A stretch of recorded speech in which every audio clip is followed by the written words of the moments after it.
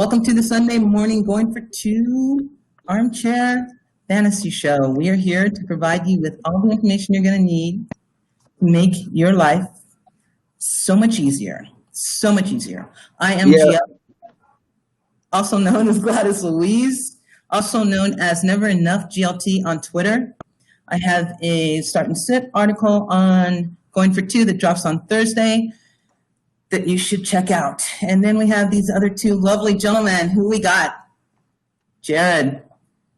Jared Riccadonna. I could follow me at Rico_3733. Excited for the first week of ball. Got some bashing of the Giants fans like I've been doing here, and go Cowboys. Hey, Hamid Sandhu here, of course, repping my Giants fans. I am a logical Giants fan, by the way. I'm not going to hear him the Cowboys. We'll waste this whole podcast. Very excited. Week one. Let's get this podcast started, guys. Just an FYI. Alshon Jeffrey is inactive, and so is Lane Johnson and Jalen Hurts. That just came out. Thank you. All right. So we're going to start with the start sits. And you guys tell me who you think are your three top starts and who are your three top sits for this week.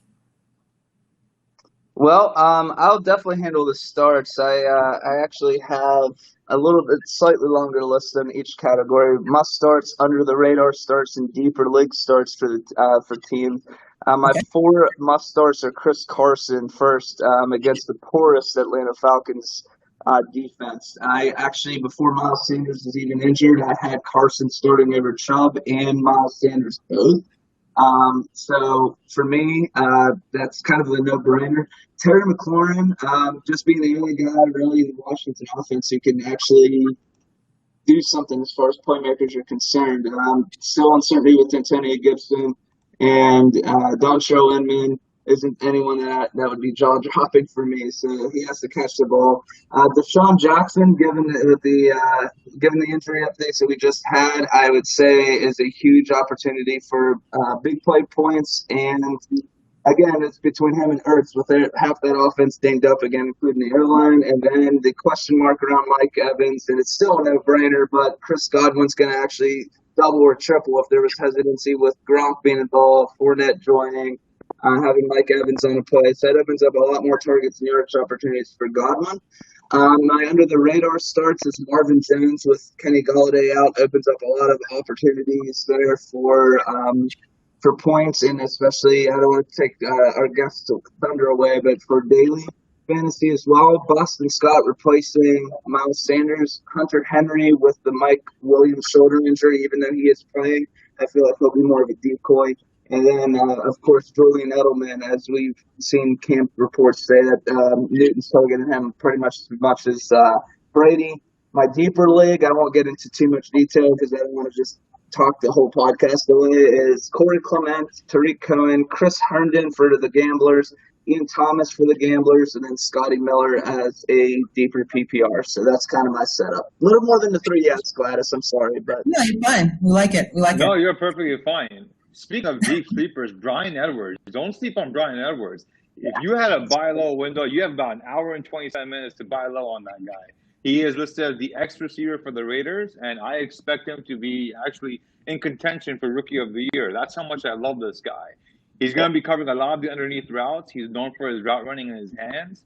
I expect a great season out of him. While you were talking, Snef, Kenny Golladay, like you said, is officially out for the Lions, and also their rookie corner is also out, which means Trufant is likely going to be covering Allen Robinson, which makes Anthony Miller a solid DFS play at his value. Yeah. Okay, excellent. One question on Jared's starts.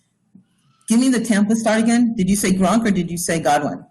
Who would you? Godwin for sure. Yeah, I mean, that's a no-brainer anyways, but for anyone who was reluctant on getting WR1 numbers because Mike Evans, having Gronk, having Fournette, having Rojo, all those mouths to feed, and McCoy really for the PPR and change of pace back, some reluctance or some hesitation. Well, now with Mike Evans, I think he's questionable. I don't know if he's been updated yet to play, but even if he is, again, I think that's going to be another decoy. So I expect him to actually put up elite numbers today against a really an underwhelming Saints defense. Even with Lattimore on there, I would say take the chance and have Godwin play. So if Also, Evans is to out, add to that, oh, sorry, go go ahead, ahead, I'm John. sorry.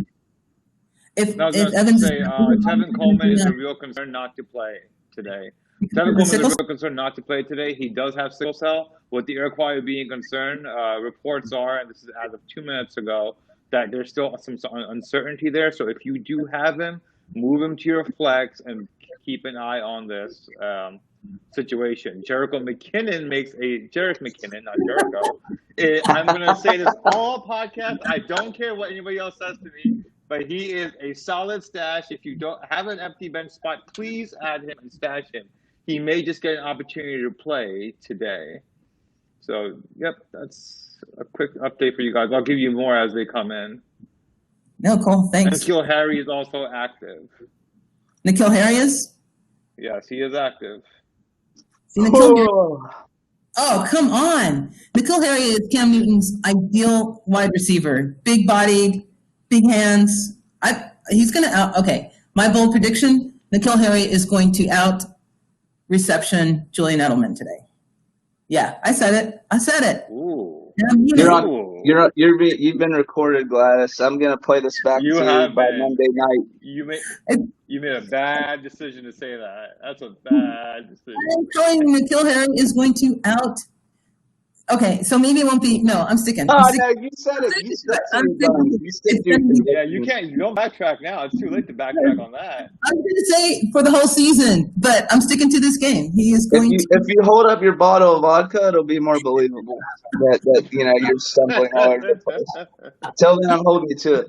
Okay, now thanks. So everyone knows. All right, so let's do the sits. What player do you think is an absolute sit that people are like really high on? For me, and even though he's listed as being able to play, so there's a little injury hampering him, but two. Actually, I'll go with two right off the top. One is David Montgomery. Never been high on him. Still isn't high on him. Still am not high on him. For one, he had the third worst elusive rating in the NFL last season, so he goes down quick as far as tackles are concerned. Number two is the fact that it is the Bears. They can stack the box. There's no respect for Mitch Trubisky. There's no respect for Nick Foles. So it's going to be tough for him to actually, break his tackles and get around and get out to the open field to the level 2 and level 3 players. And then my second one, still, it's too much of a gamble. I feel like we're having the clone version of the New England Patriots backfield now in Tampa Bay. I cannot start Leonard Fournette yet. I need to see more. I need to be a believer. Just joining into that new offense. Arians is just coach speaking. So I'm sitting Fournette this week and looking for a more viable option, which ironically you could probably play like a James White instead of Fournette, or even take your gamble on Ronald Jones. Okay, my question with that is, didn't Trubisky kind of own Detroit last season? Be that as it may, I'm not a believer. Darius Slay. I'm not a believer. I can't get into it, man. I'm not sold on him. I think the Bears are more or less giving him one last chance to reassure themselves that, where they drafted him and who they took him over. Right. And Mahomes, that they want to make sure that, that it's finally ready to cut ties. And I'd say Nick Foles probably begins starting by week 5 of this season. So the latest, mind you, the latest of this season. By the way, guys, David Montgomery is, as expected, active. He's coming off 2 full practices. I'm going to contradict my good friend, Cowboy fan over here, and say, I think if you have David Montgomery, you extracted him as your RB2, you start him this week. There were great reviews about him out of camp before he got hurt. They showed lots of improvement in his game this camp from last year. He's even dropped weight to increase his speed and elusiveness. I don't expect him to be a stud, but I expect him to bounce back better. And I can easily see him eclipsing 1,000 yards rushing comfortably this year. The problem with taking advice from a Giants fan is that they forget how to win in real life football, so they forget how to win in fantasy as well. Oh, that is great. But another guy I'm going to actually not start as well is Devontae Parker, who is also active. Expected to see Stephon Gilmore, shallow coverage. So I'm not starting him. Actually, the better play will be Preston Williams. And if for deeper league, if you're in a 16-man league, keep an eye on Hakeem Grant. He might be, you're not going to get 10 points out of him. That might be his ceiling. But if you are in a bind with the number of injuries in week 1, Hakeem Grant in deeper leagues is not a bad start for you guys in your flex. Okay, do you guys see the question from Derek Buck on Facebook? He's considering playing Boston Scott over Kenyon Drake this week. It's not a joke. Any thoughts? I'll let our esteemed colleague take this one first. Esteemed colleague, you drafted Kenyon Drake in the first round or early second round. You are not sitting for Boston Scott. Corey Clement, granted, is not going to blow the roof off today. I don't expect that, but the Eagles coaching staff have always used a committee backfield. In Kenyon Drake's case, he's going to out-touch Boston Scott, and he's on the better offense as well. I don't see any reason why you bench Kenyon Drake for Boston Scott. Unless you draft him in the first or second round, you have a high pick on him, you start him. Yeah, I reluctantly agree with my best friend here. Now on a serious note, though, he's hit the nail on the head there. This is more of a emergency option. Scott's more of a secondary choice to your flex. If you have nothing else to play with Miles Sanders, that's who you put in. So undoubtedly, I agree with him, as well as some of the reports on Roto World and some of the things that I've been looking up. You could probably put him in confidently within the top 15, get top 15 numbers with higher upside. So I'd stay put. Yeah, I agree. I wouldn't start Boston Scott unless I was doing a tournament DFS, and then I would start Boston Scott. But in a regular fantasy, I'm going to play Kenyon Drake. The thing that people need to remember is you drafted your number ones for a reason. I mean, unless the guy's out, trust your instincts, man. It's week 1. Calm down. Trust your instincts. Kenyon Drake over Boston Scott. Which brings me to another really quick that we should have started with. My bad. What did you guys think about the Kansas City game? Full cards on the table. I was watching the tennis tournament at the same time, so I was going back and forth. But every time I turned to the game, Deshaun Watson was running for his life. So is Kansas City's defense that much better, or is Houston Texans' offensive line that bad?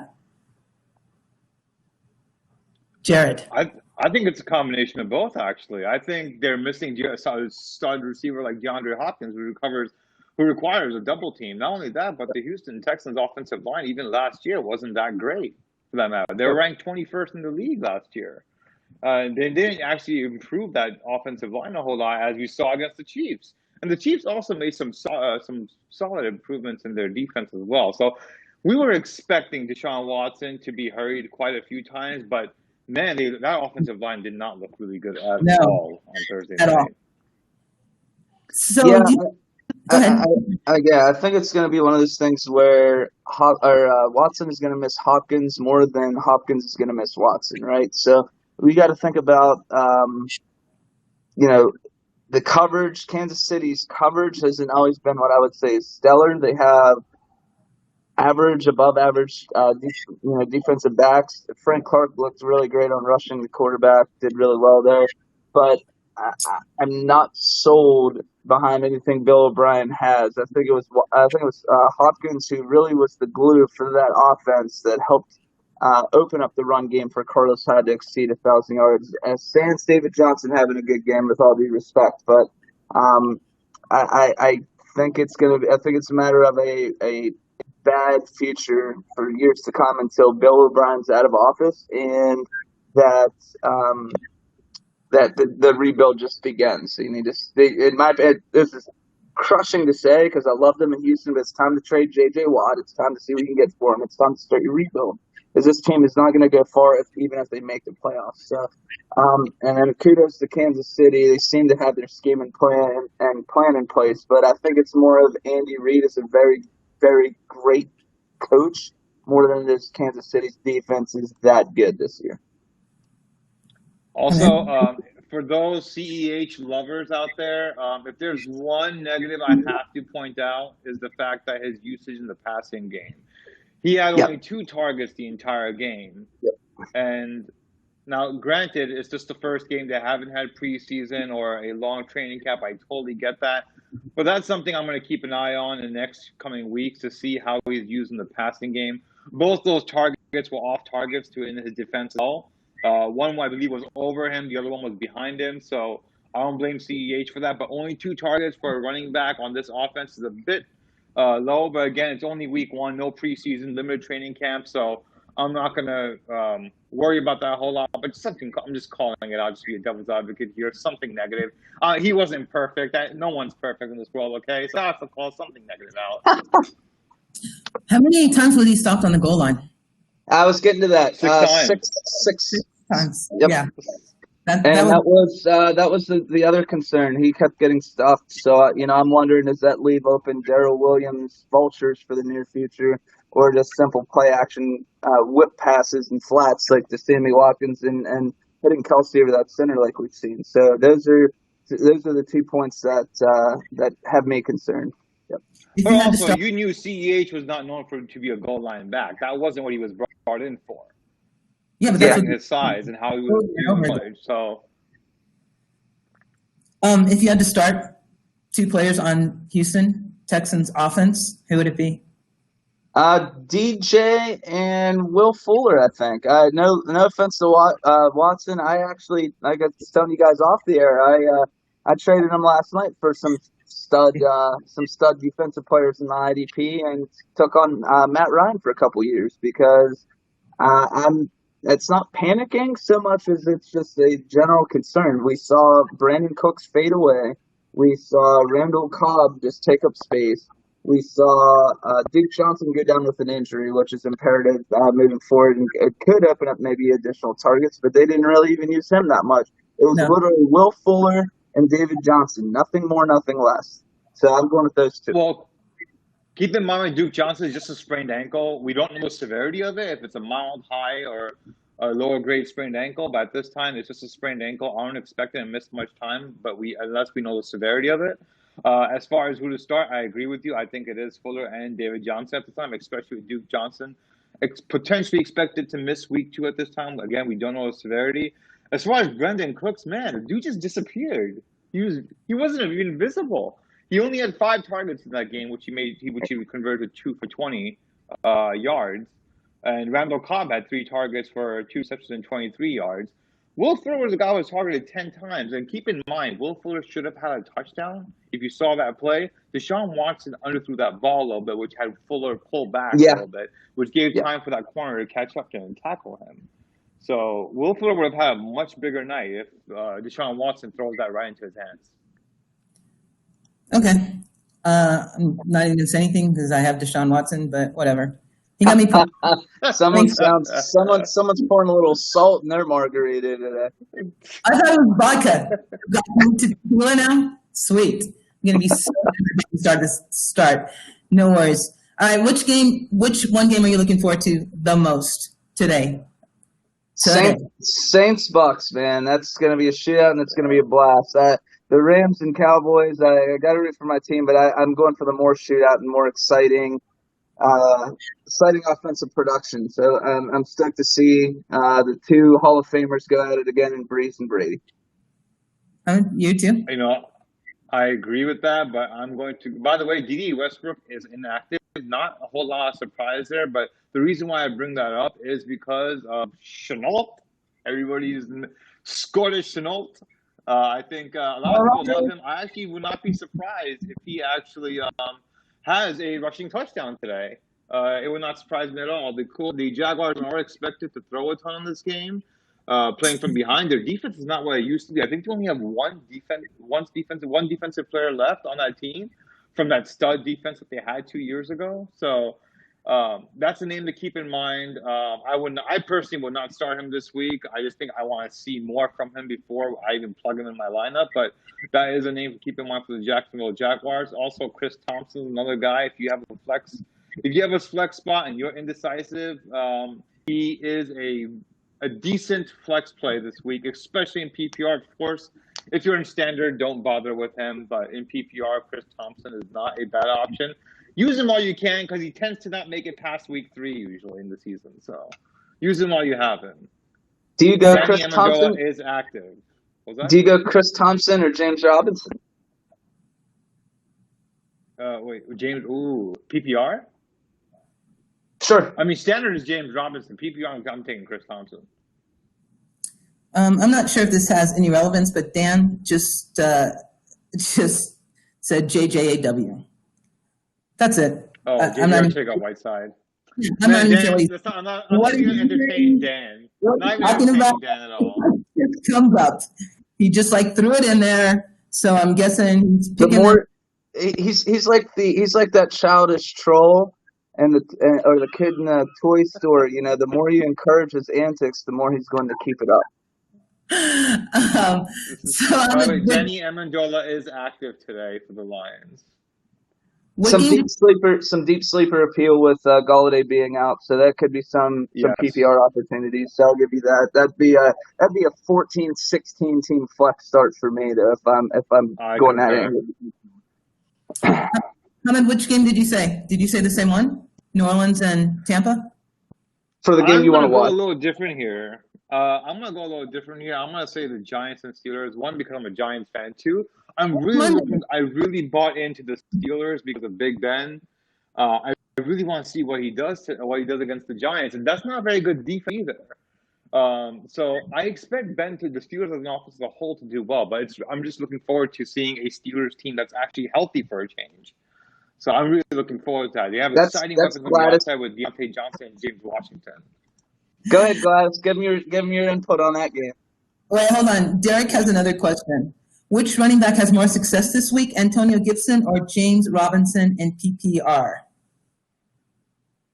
I'll take that one and say I'll say Gibson just for the fact that I'll buy into the hype a little bit, but I feel like there's going to be a game script opportunity that will allow Gibson to show off what he can do. So I'm actually going to play Gibson.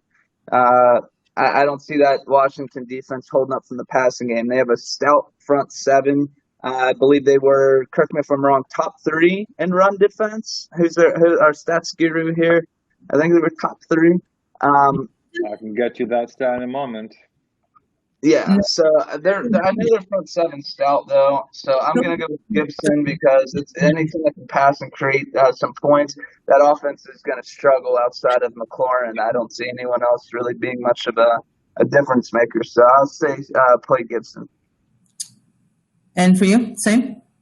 Ahmed? Yes, it is the same. Gibson, absolutely. I play Gibson, especially with that running back, that backfield. Even if Gibson does have a timeshare to start the season, you start Gibson for sure. I think his ceiling is probably 10 to 12 points. That's not really high considering because I'm not so on the Redskins, Washington, the NFL Washington team offense just yet. All right, I'm sorry, and we interrupted you. What game were you picking that you want to watch today, Ahmed? Oh, I already said the Steelers and the Jets. Oh, today? It'll be I agree with you. It would be the Bucs game against the Saints for sure. Tom Brady on a new team. Who would have thought that Tom Brady would not retire as a Patriot? That is extremely surprising. I never saw that coming at all, that Brady will ever leave the Patriots. But here we are. So it's going to be really exciting to see how that game plays out, especially against a Saints team that has not historically started off well in week 1. Remember, this is the same Saints team that lost to Ryan Fitzpatrick last season, week 1, was it, I think? In a high-scoring game? What was it? But yeah, it was a very high-scoring game. So I'm really excited for this game. I want to see how Brady gels with his new offense, given no preseason, a limited training camp. Brady is a creature of habit, so I think Brady starts off slow, but in the second half, I can easily see Brady, being Brady. So this is going to be a great game. I'm really excited for it. And I'll keep myself in check here. I confused the Buccaneers run defense with Washington's, and Lord knows how or why. Maybe I need to put vodka in my Gatorade. But The Redskins, according to Pro Football Reference, the Redskins allowed the second most rushing yards in the entire league, which further proves my point about starting Gibson for that question, because they have no DBs, and even if their front seven is solid, it still leaves enough to be desired until we actually see the change from last year to this year. So that's another reason to start Gibson. And to make your point even more, even though teams rushed against the Redskins, the Washington NFL team, the second most time last year, 419 times. You look past that, 1,972 yards averages out to 4.70 yards per carry, which is an insanely high number for a running back. So absolutely, you start. That's the Redskins though we're talking about, right? Was that the Redskins question you had, or the Eagles? No, we were talking Washington. Yeah, Washington. Yeah, so they're not a very good run defense at all. Their defensive line is not very good against stopping the run. They did allow, however, middling of the NFL, 11 rushing touchdowns. And receptions were fifth in the league with 96 receptions to the running back field. So for those who have, any Eagles on their teams, for instance, Corey Clement, can anybody hear me? Corey Clement, just saying, in PPR, if you have a 16, 14-man league, Corey Clement's a solid flex play, in my opinion. But, of course, the Dallas fan here will disagree with me hard. Okay, so... All right. He was my deeper league start. So we actually agree. The Philadelphia defense. Philadelphia defense was third rushing defense. So you're telling them to start Gibson over Robinson, even though Gibson is going against the last year's third best rushing defense. Yeah, because game script will open up the PPR opportunities. In worst case, I'd say fourth quarter garbage time minutes. I don't expect this to be very close for the first week. I think Peterson's going to outcoach the Redskins, and that Wentz is just going to pick that secondary apart. So, you think Peterson's going to outcoach Ron Rivera? Come on. Absolutely. First, in the beginning, the very first week in a whole new offense with minimal time to prepare. Absolutely. I don't even know if I can talk to anyone today. Just keep in mind about the Philadelphia defense last year against the running backs. They were only rushed on 299 times, a third fewest in the league last year, and they averaged out 3.7 yards per carry against the running backs. Granted, they only were rushed upon, listen to this, only third fewest times. They gave up 10 rushing touchdowns. Not extremely efficient in protecting the end zone. Also, from a receiving standpoint, they gave up 87 receptions on 118 targets, which was ranked about ninth in the league last year. So PPR-wise, you may not want to start a standard league running back, but if you have Antonio Gibson against the Eagles this week, you start him, especially in PPR. What's up, G? What up? How's everybody doing? Good, how are you, man? I'm ready, man. He's here. There he is. T-minus 1 hour, my dude. T-minus 1 hour, and life feels a little more normal, huh? Yeah, I'm nervous a little bit, but I'm excited. I mean, I got about 150 rosters, 304 rosters total, but that's ridiculous.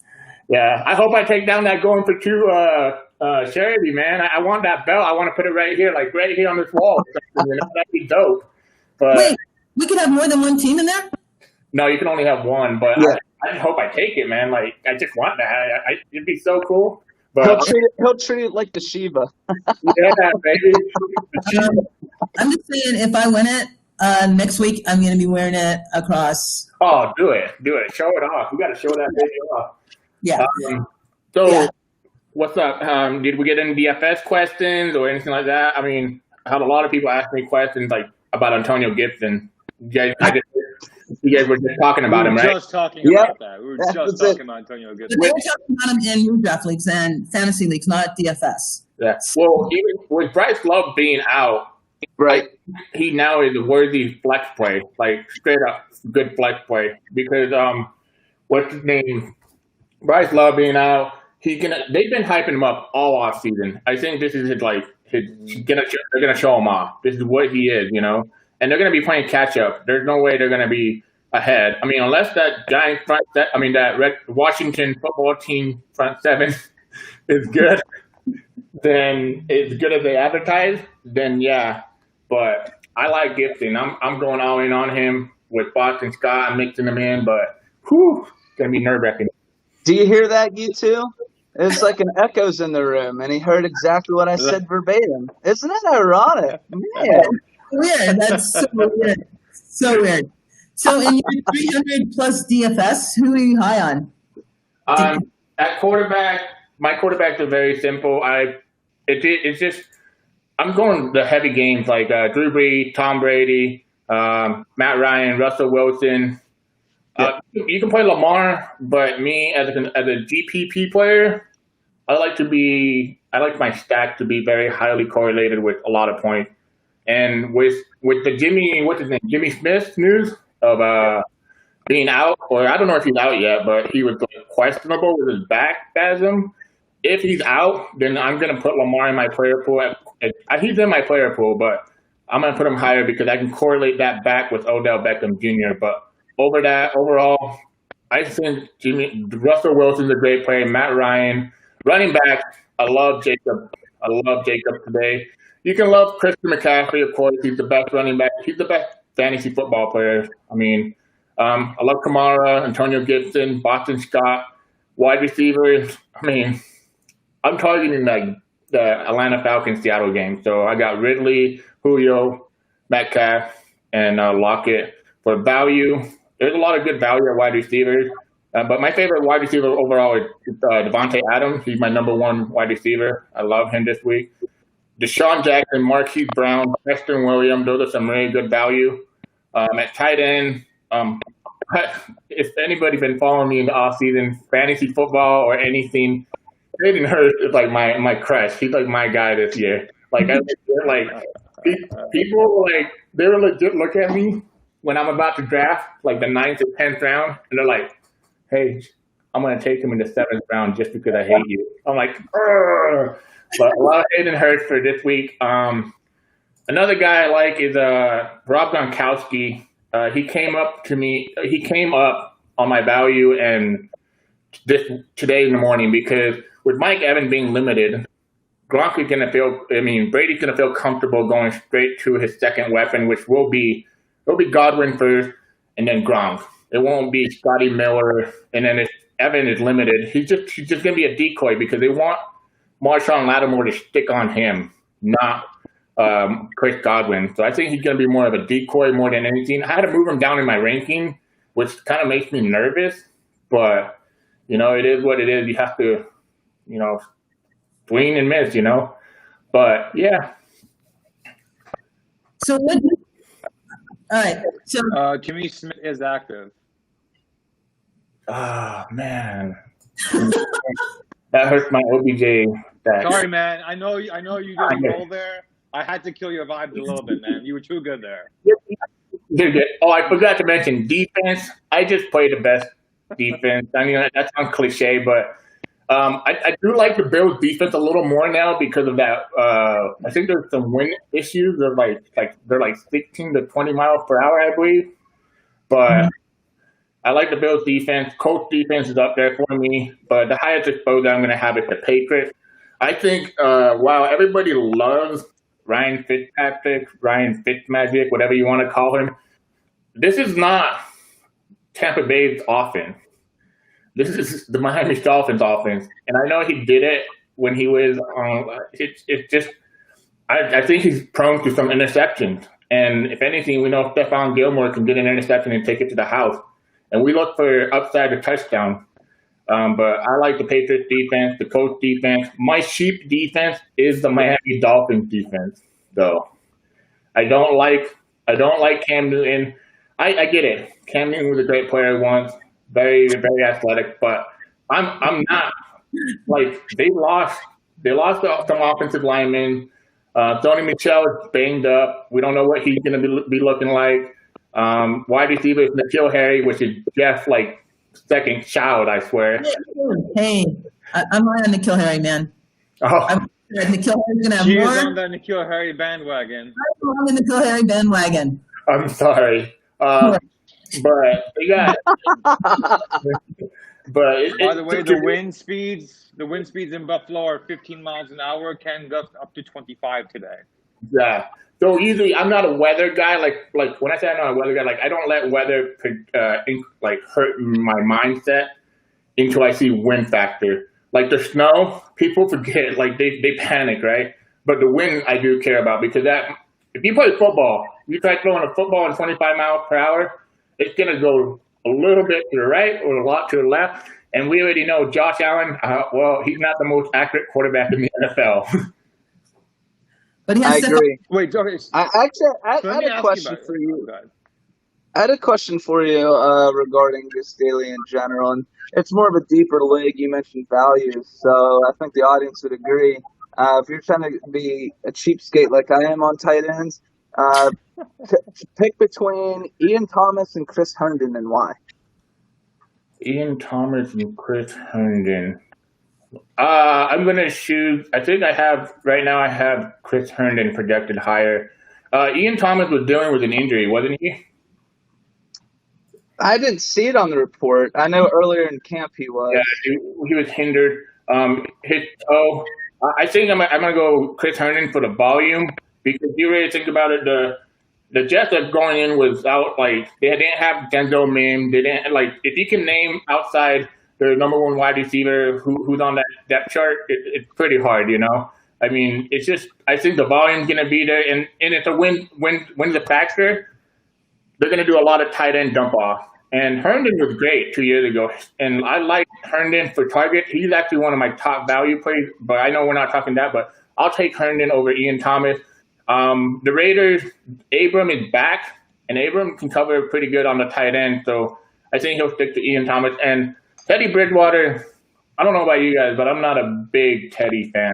I just think he's an average quarterback. He's just there. We want to talk about Teddy. Let's talk about Teddy for a second, shall we? Oh, geez. I'm about to destroy Teddy Don't here. be talking him up. He was a product of Sean Payton. It's a product of being in a good system, and he was a product of a good wideout and running back. I'm leaving it at that. I'm going to talk him down for you with one stat, and that's offensive line. The New Orleans Saints last year were third in the league in pass protection, only allowing 25 sacks. Can anybody guess the Panthers' offensive line? They were ranked bottom 4 in the league in protecting the quarterback, allowing 58 sacks in the league last year. So yes, I like Teddy as a QB. I don't love him, but I think the situation is not going to be good for him where you're starting him in any week unless you're absolutely desperate or half the QBs in the league go down. Yeah, I'm a Raiders fan. I'm not being biased here. Look, that front seven is getting nastier every year, and they're going to put pressure on Teddy. And I know I get it. Like, Teddy's a good check down, quarterback and all that. But when you got weapons like DJ Moore, Curtis Samuel, Robbie Anderson, Christian McCaffrey, I mean, you should be able to do a lot. But in this game environment, there's a reason why Vegas favors the Raiders. And this is it's at their house, right? It's at Carolina. So even at Carolina, that's kind of I find a little bit, I was like, that's weird. You know, I would think Carolina's favored, you know, but they're not. And this team allowed 18% more fantasy points than anybody else in the league. So I see this being like a high scoring affair, but I don't see Chris Herndon being the major factor. I see more CMC, DJ Moore, and what's his name? Curtis Samuel and Robbie Anderson. I do love Robbie Anderson, by the way. I do like him. For the record, Ian Thomas is practicing in full as of September 9th. Not that it matters since he picked Herndon over him, but just a little sprinkle in. What else you got for us, Gladys? So I want to know. Can we wait one more thing on tight end? Sorry, Gladys. One more thing on tight end. If I can just mention. Why is no one talking about Ian Thomas? No, sorry, not Ian Thomas. Wow, Jonnu Smith. Why is nobody talking about Jonnu Smith? He may potentially be the second in targets on that team. Are we really buying into Corey Davis anymore this season, or is that dead now? Man. I'll take this one and say first off, we saw people hyping and bragging. Now it's apples to oranges, but I can't get into the hype until I see it. Well, especially at such a volatile position as tight end, and one of the reasons being we saw how people even hyped up McCole Hardman. Again, apples to oranges, and we saw what he did for fantasy owners this past Thursday. Same thing. I mean, there's some hype I can buy into, and some I don't. And I'm not there until I see it. There's some game script will play with that Tennessee defense being so rock solid that I'm not really convinced that Jonnu Smith will be anything more than a top 12 maybe streamer option. Because there's going to be some days Tannehill passes 18 times. There's going to be some days Tannehill passes 30 times, and that inconsistency with the game, plus the game script, plus the defense, plus toting Derrick Henry 25 to 30 times a game isn't really ideal for me. So, and I think that's the main reason people are talking about the amount of time that they're a run first team. Tannehill isn't going to pass that much. I like Johnny. So I'll play along with that theory, right? So, but against week one. So wait, let me ask you this question instead. We all know A.J. Brown's going to lead that team in targets. We all agree with that. Who do you think is going to be number 2 in targets by the end of the year, assuming the entire team's healthy? Who's going to lead them? Who's going to be number 2 in targets? Who's going to be number 2? We know A.J. Brown's going to lead that team in targets. But assuming the entire team is healthy, who do you have as your number 2 on that offense who's going to lead the team in targets? Probably, I want to say Corey Davis and Johnny. So Johnny, I'm a Johnny. No. You don't want to say Jonnu Smith, do you? I love Jonnu Smith. I think he's a freak athletic tight end.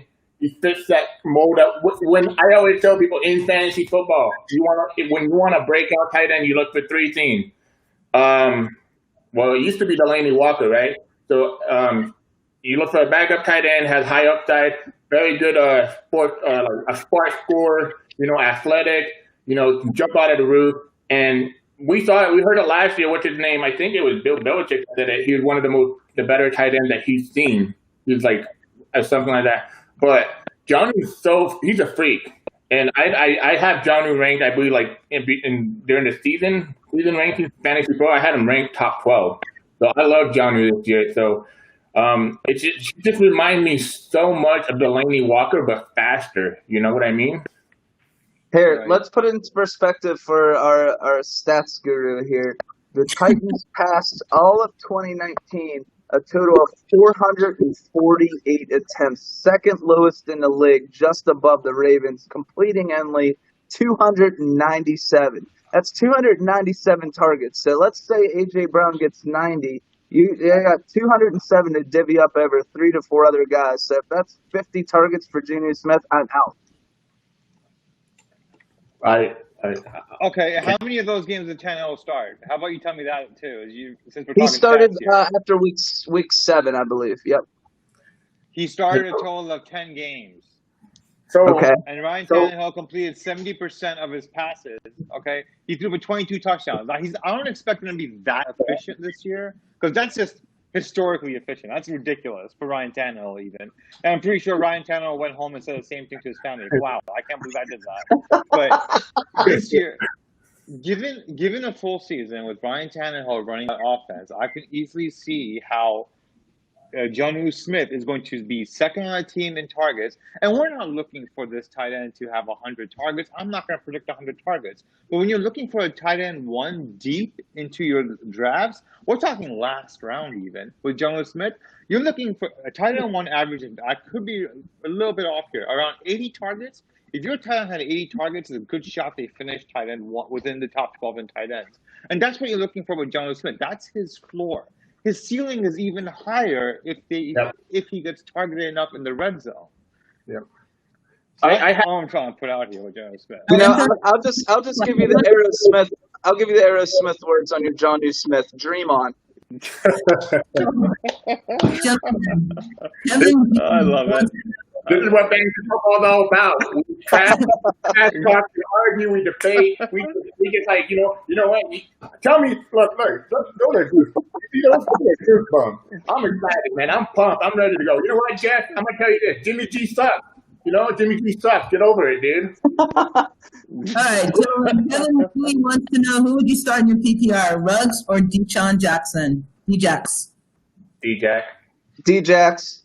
D-Jax. And I'm a Giants fan saying that, so that says something. What do you got, Pete? Are you saying D-Jax too? Yeah. All right, thanks. D-Jax, K. D-Jax. Preston Williams or D-Jax in PPR from Jay? Ooh. I think D-Jax. I think D-Jax. I think with Parker still being dinged up, they might put Gilmore even on Preston. So you don't want that to happen. So I'll go D-Jax. They won't put him on Preston Williams. You don't think so? Yeah, he's going to make me match up. The only time that he wasn't matched, Gilmore wasn't matched up was, what's his name? Devontae Parker, was when Devin McCourty was on him and last year, and that's not going to happen this year. Stephon Gilmore can be matched up on him. He's hobbled right now too, but like the thing is, I always tell people, this is the way I play fantasy football. Upside wins championship. So yeah.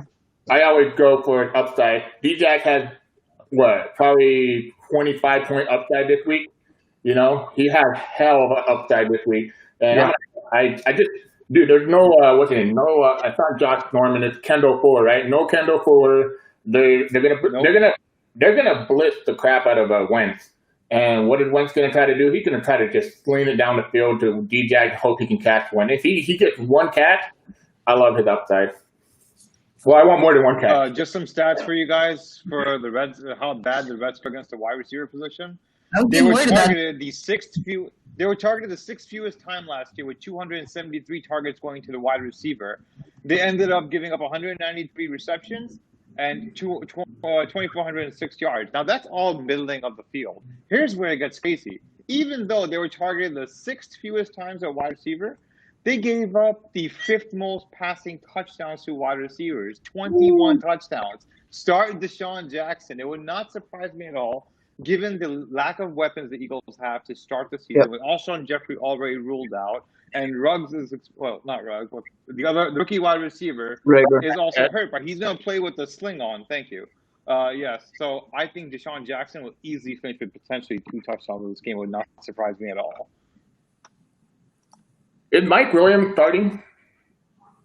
Yes. Mike Williams is expected to play. Yes, he is playing, which is it makes no sense to me at all whatsoever why he's playing. Well, what makes it he's like a decoy. It's Mike Williams. He's a decoy. Well, it's like yesterday they were saying Vic Fangio was saying, if you can do 10 jumping jacks, you can play. I'm like, well, let's see if Mike Williams can do 10 jumping jacks, you can play. He's a weirdo. I'm like, okay. I can do 10 beer curls. What's that get me? Yeah, right. Here we go. You know, next time someone asks me to do a chore or something, I'll be like, you know what? Let me see if I can do 10 jumping jacks. If I can't, I won't do it. If I can, I'll do it. Hold on. How about thanks? He'll roll with D-Jax as a fellow Giants fan. It hurts him as well. Yeah. Hey, like I said, I am not an unbiased, unrealistic Giants fan. I'm a very logical Giants fan. I will talk about the Cowboys, Washington team, and the Eagles if there's some legitimate point to be made. Yep. What else you got, Gladys? I think we kind of ripped into the tight end thing a lot further. Yeah, you really did. Let's go into the running backs now. So which rookie running back are you high on for this week? Rookie running back. This week? What's up, G? Rookie, Antonio Gibson. I mean, he's my top rookie running back this week. Well, it was Clyde Edwards-Helaire, but he doesn't play this week. I mean, he's already played. But I think Antonio Gibson's the best rookie running back this week. A lot of people will probably play Jonathan Taylor. I just don't think he takes over the role this week. He will. I wouldn't be shocked if he gets like 50 yards and like a touchdown on probably 10 attempts or something. But it's Marlon Mack's show right now as of now. But Antonio Gibson, with the Bryce Love inactive, that shows me that the Washington football team is all in on him. Because Bryce Love is a good football player, I believe. I think he's very athletic. He profiled as a good running back, but they love this guy. Zach Moss is another rookie running back that I think is okay. Yeah. But the thing is, it worries me that they really still want Singletary to be involved when I think Zach Moss is just, and I'm a Utah Ute fan, but I'm not being biased here. He's just a better running back, bigger, more elusive. Probably doesn't have better hands than him, but they're right there. But I love Zach Moss. But those are the two rookie running backs I would look at. Ahmed, you? What do you got? I was gonna say Zach Moss as well, actually. So I think with the Bills, I expect them to win comfortably in this game. I think Zach Moss makes a ton of sense, even in standard. You could make a small argument for PPR as well, but I think in PPR he'll still outscore even Singletary because the Bills should be playing from the front, so that means Zach Moss should get a lot of run time. He is bigger and stronger than Singletary. And given that even though the Jets gave up more fantasy points to a pass catching running back than a non-pass catching running back last year, I still think Zach Moss makes a ton of sense from a flex standpoint, with potential to move up to RB3 numbers this week if the Bills stay to game script and win comfortably. Mm-hmm. Jared, what you got? Let's make it fun, man. Let's go with the stout guy out of Illinois State. Throw in James Robinson in there. Go deep. He's a buy low guy. He'll get some volume. He'll get a little bit of love. There's no one else to spell him other than Thompson on third down his glass. You have Raekwon Armstead out with COVID, right? So what is left? We have Robinson and Thompson. There's really no one else to make a difference. So, first down, second down, if he even breaks just one run out, he's worth the gamble on a buy low and has some upside to him. I mean, I'm not going to sit here and say he's a mini Leonard Fournette, but some players produce just based on volume. And actually, ironically, Fournette did that last year, just based on volume. I love that. I'm about to crush your. First of all, you're a Dallas fan, so I'm about to crush your pick right now with some stats. Okay. Do you want to guess how many points the Colts gave up last year in fantasy to the running back position? Let's start there first. Actually. It was really low. They gave up the fifth fewest points to the running back position. First of all, not only that, but they only allowed the sixth fewest rushing yards to the running back position, even though it was an average of 4 yards per carry. Teams only ran against the Colts 309 times, which is also seventh fewest in the league. You know why? Because they were busy passing it to the running back. Teams targeted the running back against the Colts the second most in the league last year at 131, second to only the Chiefs. And receptions-wise, guess what? The Colts led the league in receptions against 109 for 755 yards. So I would think Chris Thompson is the play here, not your boy Robinson. Well, again, I'm not going to sit here and say he's going to produce Fournette numbers. I'm just talking straight up value because rookie running backs typically don't make a major splash until halfway through the season, or if a team starts 1-4. So, and then you start realizing who you try to see what you got in your rookies then. So, I don't really think he's going to be RB2 or RB1 or even RB3, but if there's a flex option there, or you can low, I think it's a low risk, high upside just based on volume. This is what I've been saying about the Jacksonville Jaguars backfield. The best running back, their future running back, is in next year's draft. It's not in next year's draft. Yeah, agreed. I wouldn't be shocked if they do. They somehow get the first pick, which is possible. They get Trevor Lawrence, and then in the second round they come back and get Etienne. I wouldn't be shocked if they did that. I mean, I love LaVisca too. I think LaVisca can be a hybrid running back. I love how everybody's hyping up Antonio Gibson, but LaVisca can do probably just as much what Antonio Gibson can do. He's very talented, but I think the James Robinson thing is just more of a dynasty stash this year, and maybe like a flex play on week on. Not that I would not play him this week versus that stout defense. I think they're going to be passing the ball a lot. There is some rain concerns it's light rains, I think, so I wouldn't be shocked if they try to run the ball, but once they realize that stout defense is not going to allow them to run, they're going to pass. Yeah, I'm in Florida, and Mother Nature just continues to bathe us. So yeah. All right, so we are getting close. Just an FYI, in Jacksonville, it's not expected to rain during game time, although it is cloudy. Is the game in Jacksonville, that game? Yeah. Yeah, it is in Jacksonville. It's not Yep. expected to rain in Jacksonville throughout the game, so that game should be dry. Good. That's good. Go ahead, Gladys. What else do you have?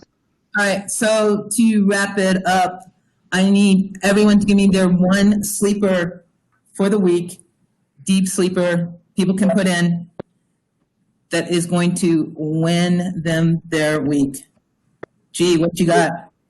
Oh man, I feel bad. That's all right.